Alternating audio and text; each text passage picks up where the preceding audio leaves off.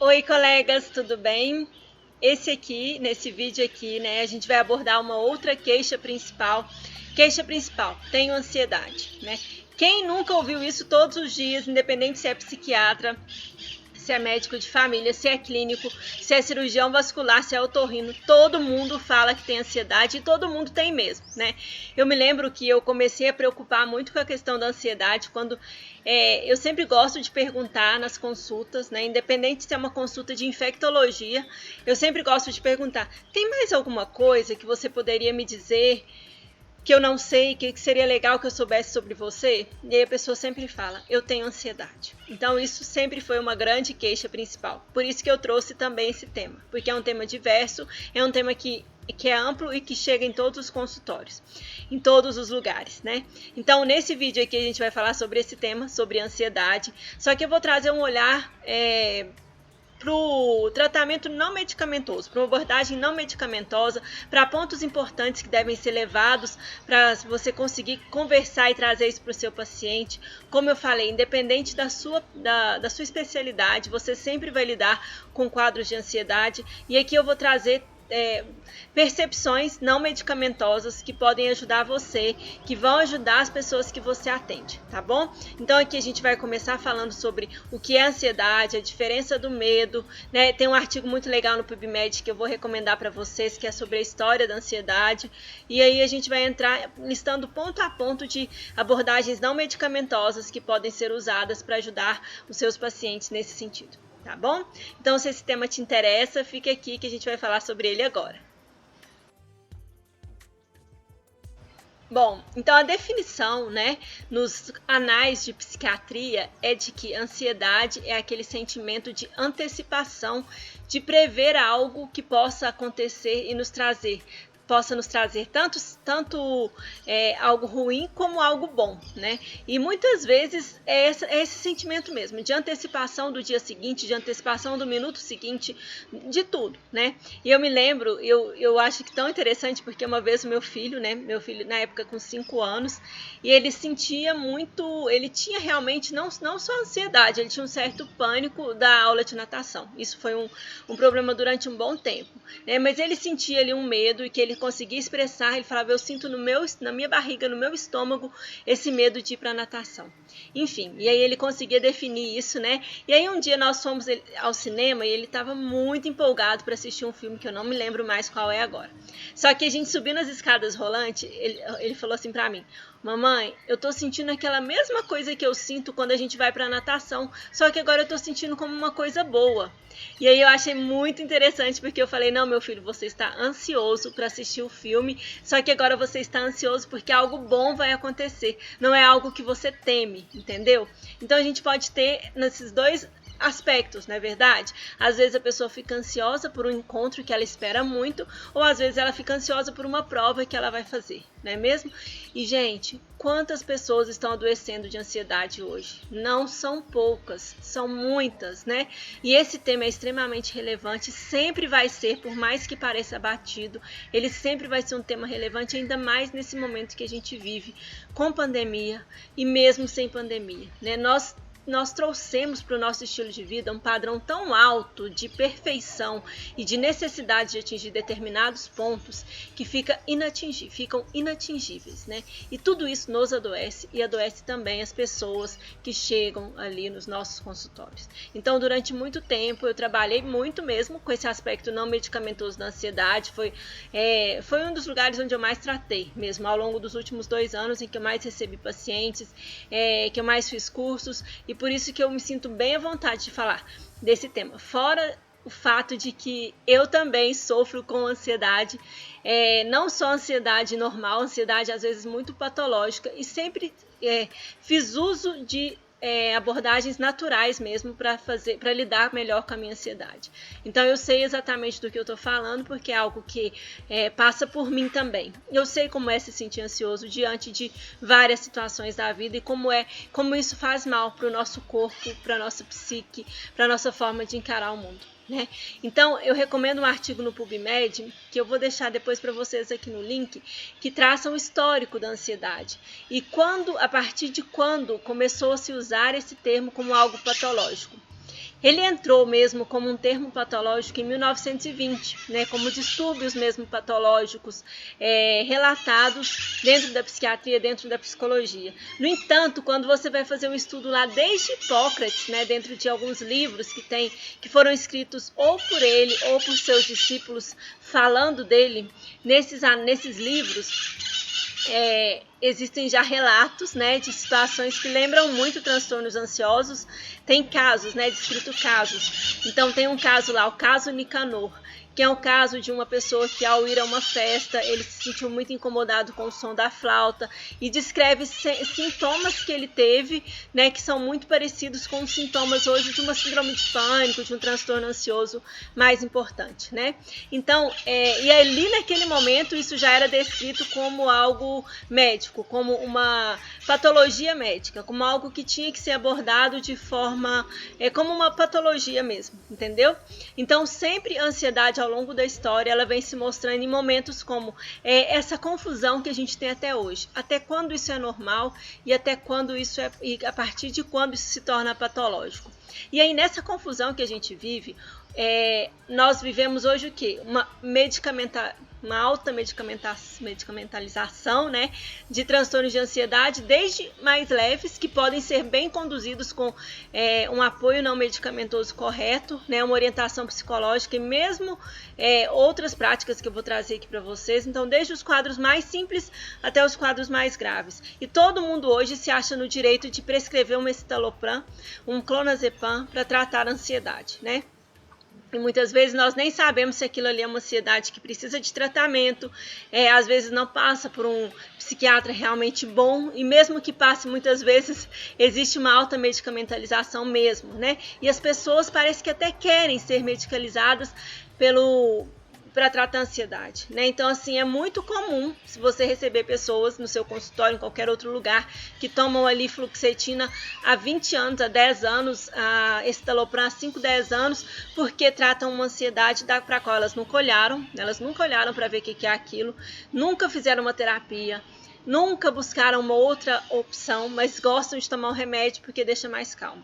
Então, gente, a gente tem que começar a questionar essas posturas. E até onde nós estamos alimentando essas posturas, entendem? Até onde nós, enquanto profissionais, estamos alimentando esse sistema que se alimenta da doença, né? Que há um abuso muito grande do uso de medicamentos e a gente sabe disso, né? Então, gente, vocês acham de verdade que não dói meu coração ver, por exemplo, uma criança de 14, 15 anos, às vezes já tomando medicamentos, quando naquela idade ela deveria, e talvez se nós tivéssemos uma sociedade saudável, tá correndo por aí, ainda correndo, fazendo um esporte, né? Porque é um momento, uma idade muito boa para fazer esporte, se relacionando com outros adolescentes, né? Mas ali, muitas vezes, perto dos 15 anos, ela já tem ali alto nível de estresse, né? Por quê? Porque ela tem que bater metas na escola, ela tem que passar no vestibular em 3 anos, ela já tem que saber qual a profissão ela tem que ter, né? Enfim, ela já tem que ter perdido a virgindade, porque dentro dos meios talvez se exija inclusive isso, né? Que é algo que é muito pessoal, não estou falando que não posso, mas que é pessoal, que é da pessoa, né? Então o nível de exigência hoje é altíssimo e muitas vezes ali na adolescência o que a gente vê é não saber lidar com toda essa pressão, né? E aqui eu deixo a recomendação de um filme que eu gosto muito, que é Se Enlouquecer, Não Se Apaixone, que fala justamente da doença mental nessa idade. É um filme lindo, que é um dos meus preferidos. Eu gosto de assistir ele de vez em quando porque eu vejo a luz por trás de tudo aquilo que parece um caos, né? Então é um filme que eu já recomendo. Se Enlouquecer, Não Se Apaixone. E tem... então... Eu ia falar de um outro, mas me esqueci agora, né? Vamos continuar o raciocínio que depois ele volta. Então, gente, ansiedade é esse sentimento de antecipação. Esse sentimento de antecipação por tudo. Esse medo. E aí, gente, vem o enorme medo que existe hoje em nós. Que eu espero que essa pandemia tenha melhorado. Que é o medo de não ser. O medo de não ser aquela pessoa de sucesso, o medo de não ser aquele que tem milhões de seguidores, o medo de não ser aquela médica maravilhosa, incrível, cheia de pacientes, o medo de não ser aquilo que as pessoas dizem que a gente tem que ser. E aí vem as doenças mesmo, em qualquer faixa etária, na infância, na adolescência, na fase adulta e na velhice, porque a gente está lidando o tempo todo com medo de não ser aquilo que a gente nem sabe o que é, né? Então, gente, vamos parar com esse negócio, né? Vamos olhar para isso de outra forma, vamos entender a nossa própria ansiedade a necessidade da urgência, né? Que a gente perdeu muito esse sentido do que é urgente. Eu falo por mim, perdi totalmente o sentido do que é urgente ou não com o WhatsApp, por exemplo, né? Com as redes sociais, com a necessidade de olhar para isso o tempo todo, né? Muitas vezes a gente tem que realmente criar novas rotinas para se policiar, porque tudo agora é urgente. Se eu olho uma mensagem, se eu demoro 2 horas para responder o WhatsApp, como se diz, dá um malboró, né? Às vezes tem ali, sei lá quantas mensagens, e às vezes você olha e fala assim, nossa, a primeira coisa que eu faço ao acordar, eu tenho que olhar o WhatsApp, porque talvez tenha mensagens importantes, aquele sentimento de urgência, né? Tudo isso favorece mais ainda a nossa ansiedade, né? Porque a gente tem medo de perder algo, já que o mundo está tão veloz, tão rápido, tão cheio de informações, e a gente sabe que está realmente no momento de uma mudança muito grande, vem aquela enorme ansiedade de perder algo. E se você sente isso, não tenha dúvida, né? Não tenho dúvida de que você sente, porque é algo que está generalizado. Todos nós sentimos, e as pessoas que se sentam na nossa frente para se consultar com a gente, elas também sentem isso, entendeu? Então, como que nós podemos deixar a vida um pouco mais leve, menos ansiosa, e saber realmente o que a gente quer e o que a gente precisa, entendeu? A gente vai falar de alguns pontos agora, tá certo? Bom, então nós vamos falar aqui de alguns pontos não medicamentosos. Como eu falei para vocês, sempre controlei a minha ansiedade com medicamentos, não medicamentos, porque existe realmente um lugar, esse lugar de adoecimento e esse lugar de personalidade ansiosa ou de ansiedade que todo mundo está sentindo, ele é muito subjetivo e muitas vezes depende de nós profissionais de saúde e às vezes não dá tempo de chegar no psiquiatra, né? Ele já chega medicado muitas vezes porque foi medicado antes, porque nós os medicamos. Então depende muito de nós e a gente pode sim tomar liberdade de ensinar outras coisas para aquelas pessoas, outros caminhos, ou de conversar com elas sobre transformações que elas podem fazer nas suas vidas. E eu sei que se você está aqui assistindo até agora essa aula, se você me segue, se você assiste meus vídeos, é porque você também acredita nisso, né? Senão não ia fazer o menor sentido para você, se você realmente buscasse a crença só no modelo biomédico atual, se você não quisesse dar mais para o seu paciente, se você não quisesse ser aquela médico das profundidades, que realmente vê sentido naquilo que faz, você talvez não estivesse aqui, né? Tem uma aluna que entrou nessa última turma, que é a Socorro, né, lá do Pará, e ela falou assim, ela lindamente me descreveu que ali, né, no grupo, em alguns pontos de coisas que a gente tem vivido, que ela realmente reencontrou a medicina que ela queria fazer aos 9 anos de idade, e que até agora, na sua vida profissional, que já tem uma boa bagagem, ela ainda não tinha encontrado. Então isso aqui é para realmente pessoas que buscam os encontros profundos, que buscam a cura verdadeira do ser humano. Então vamos conversar, né, que eu já tô só falando, porque eu gosto de reforçar isso, sabe, gente? Eu gosto de saber, de que vocês saibam que não é para todo mundo, não é para todo mundo essas conversas, não é todos os médicos, não são todos os médicos que vão chegar e ter essas conversas, não são todos os pacientes que no primeiro momento vão estar abertos, mas caso você esteja aberto para conversar com ele sobre isso, para mostrar essas outras opções, eu te dou praticamente certeza que a maioria vai estar disposto. Por quê? Porque a maioria de nós sabe, de uma forma às vezes intuitiva, que existem outros caminhos e que esse caminho só medicamentoso ele não está dando certo, não é mesmo? Então eu diria que para começar esses outros caminhos, lidar com a ansiedade é uma dificuldade de estar no momento presente. E eu falo por mim, eu falo pelas pessoas que eu vejo, eu falo pelo meu filho, que a gente conversa muito sobre isso, porque ele tem muita dificuldade de estar no momento presente, e eu também sempre tive essa dificuldade. Essa é a minha cura. Eu creio que é a cura de todo mundo aí que está assistindo e também dos pacientes, é ficar mais tempo possível no momento presente. E aí começam as ferramentas, né?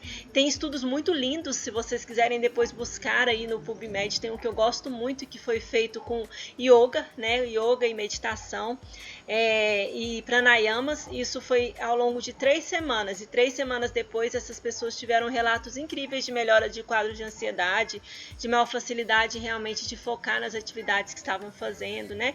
Então, tudo isso pode ser feito sim, desde que nós estejamos dispostos com ferramentas muito simples. E a primeira delas é a respiração, né? Não existe nada melhor para ficar no momento presente do que respirar o momento presente.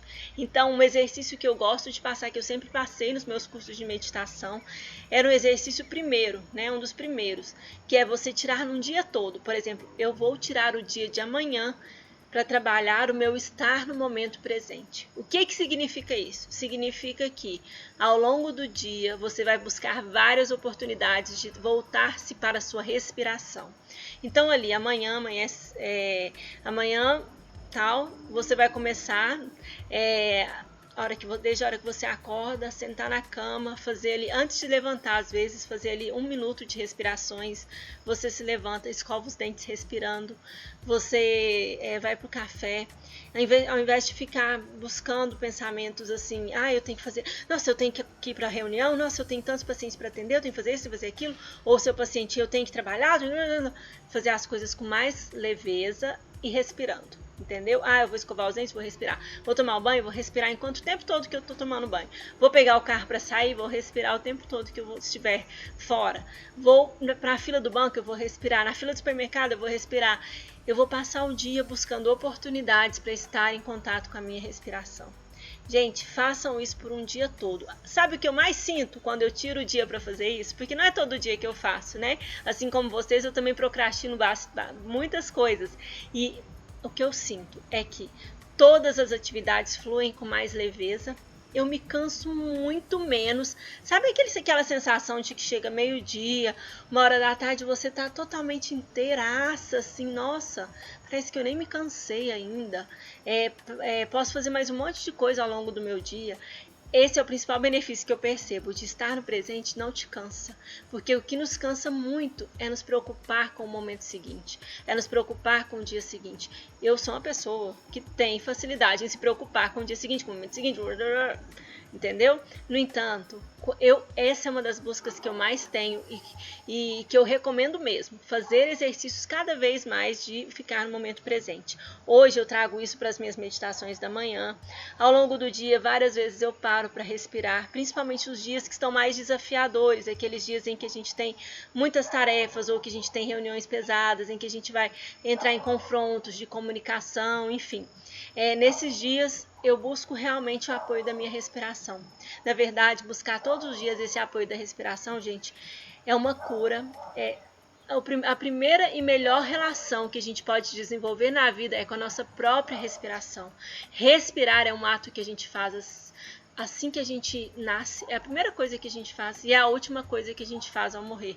Não se esqueçam disso. Então, dar um novo significado para essa respiração é algo que a gente pode fazer de melhor na vida. Isso é simples, barato, não custa o preço do Citalopram. E você pode ensinar em 2, 3 minutos aí no seu consultório ou no seu PSF, entendeu? Mas sabe o que te barra? As suas próprias crenças. O medo do que o paciente vai pensar. A falta de tempo. São muitas coisas que barram. Falta de tempo, medo do que as pessoas vão pensar. E a própria banalização, né? Isso talvez não seja... Eu não vou nem entregar um tratamento mágico que vai fazer a pessoa falar para mim, nossa, a doutora fulana de tal tem um tratamento mágico, integrativo, power, mega, ultra, que faz magia e que me curou, e aí todo mundo vai querer ir no meu consultório, entendeu? Não, você não vai entregar um remédio mágico, você vai entregar uma ferramenta verdadeira, porque aqui a gente está falando de verdade, aqui a gente está falando de transformação, de mudanças, e a magia existe sim, mas ela começa na pessoa, né? Não é a gente que... nós somos um agente de cura, mas nós estamos quando a gente ensina a respirar, a gente dá autonomia para o outro. E, gente, é tão lindo quando a pessoa faz, quando ela não esquece aquilo. Antes de me mudar de Santa Catarina, eu estava tratando um rapaz, né? Ele foi a última pessoa que eu atendi na sexta-feira à tarde, antes de fazer minha viagem. E ele tinha um quadro de ansiedade que durante 2 ou 3 meses nós conduzimos sem medicamento.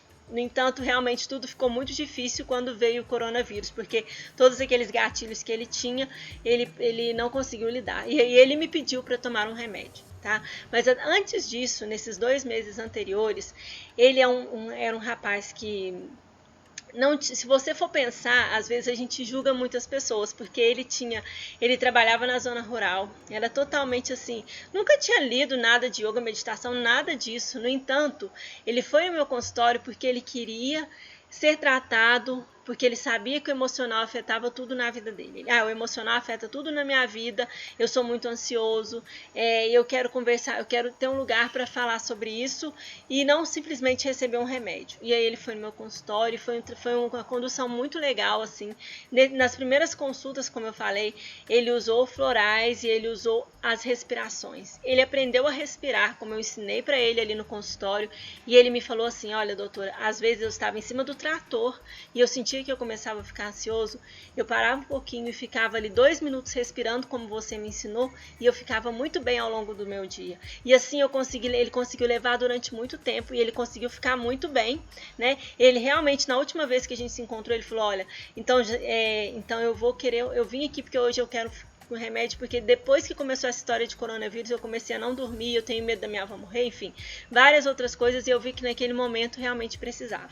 Entendem? Mas vocês entendem que é possível a gente fazer um trabalho com a respiração para qualquer pessoa? É só você estar disposto a conversar sobre aquilo, a oferecer aquela ferramenta, a trazer dados científicos mesmo, né, para desmistificar um negócio que é muito simples, mas que já tem comprovação da efetividade. Então a respiração é um ponto que a gente pode usar, entendeu? O outro é a alimentação mesmo. A alimentação tem tudo a ver com ansiedade. E aí a gente pode diminuir a cafeína, diminuir o chocolate, diminuir o açúcar, diminuir os farináceos, tudo aquilo que gera diminuição mesmo, né, que gera inflamação, né? Então, mais uma vez, eu falo da importância da gente buscar, às vezes, dietas mais anti-inflamatórias para ajudar no controle da ansiedade, né? Pra realmente tirar alguns alimentos ou diminuir bastante, como a cafeína, como açúcar, chocolate, excessos, né? E que acabam ajudando também a ficar menos agitado, né? Então, a gente tem essas opções, né? E a gente tem os exercícios físicos, né? Gente, controlar a ansiedade com corrida, para mim, também sempre foi muito bom, né? Às vezes eu me lembro que eu ia de manhã, 6 horas da manhã, para a academia para correr, porque aquilo me deixava muito bem ao longo do dia, muito comigo, né? Então, ter um exercício físico, ter uma prática que te foque no seu corpo, um dos jeitos de tirar a ansiedade é ter práticas que te levam à exaustão do corpo, entendeu? Você ficar exausta, você ficar cansado. E essa exaustão faz com que você não pense. Então, a atividade física, ela te tira da linha de raciocínio, de pensamentos, de excessos, né? Então, propõe atividade física. Eu sei que você já faz isso, você já faz pelo menos essas 2 últimas coisas, eu sei que você já faz. E o outro ponto é a meditação, né? Uma meditação que pode simplesmente começar com exercício de respiração. Que pode você pedir para essa pessoa, olha, tem alguma música que você gosta? Uma música clássica, uma música da sua igreja, um mantra, né? Quando a pessoa não tem nada, eu entrego um mantra ali para ela. E você vai ficar ouvindo essa musiquinha aqui e simplesmente respirando, visualizando uma luz entrando e visualizando uma fumaça saindo, que são os seus pensamentos negativos, que é aquilo que você tem que tirar do seu corpo e da sua mente. Então faz esse exercício de inspirar uma luz e expirar uma fumacinha, de ficar realmente focado na respiração e no mantra ou na música que você estiver ouvindo, entendeu? Tudo isso também ajuda no controle da ansiedade. E tem muitas outras práticas, yoga, né? Aromaterapia também é muito bom, né? Não sei indicar aromaterapia, não é uma coisa que eu uso.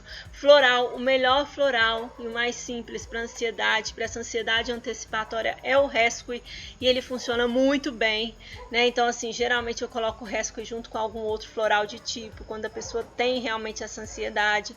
Então, você pode ajudar com essas abordagens não medicamentosas e com esse olhar para o momento presente. É muito importante que a conversa gire em torno do que faz você ficar no futuro e não no presente? Qual tipo de preocupação você está alimentando? Porque se existe essa preocupação precisa ser olhada para que ela possa ser abordada, entendeu? Porque aí sim a gente lida com aquilo que está trazendo o adoecimento, tá bom? Bom, então a gente vai ficar por aqui, né? Esse vídeo realmente eu tentei trazer para você esse outro olhar da ansiedade, a importância da gente oferecer essas ferramentas simples. Eu quero que você também liste aí esses pontos que eu falei: respiração, alimentação, exercício físico, meditação e uma boa conversa sobre as preocupações, né? Eu quero também que você olhe para essa pessoa a partir dos pensamentos e sentimentos que ela tem tido e alimentado, e com esses pontos aqui você já vai conseguir desenvolver um roteiro para abordar a ansiedade no seu consultório ou no seu PSF, ou para trabalhar num grupo, tá? Porque é um tema que realmente a gente pode explorar bastante, porque ele é um tema que todos os dias acontece nos nossos atendimentos, não é mesmo? Então tá bom, então um abraço e até mais.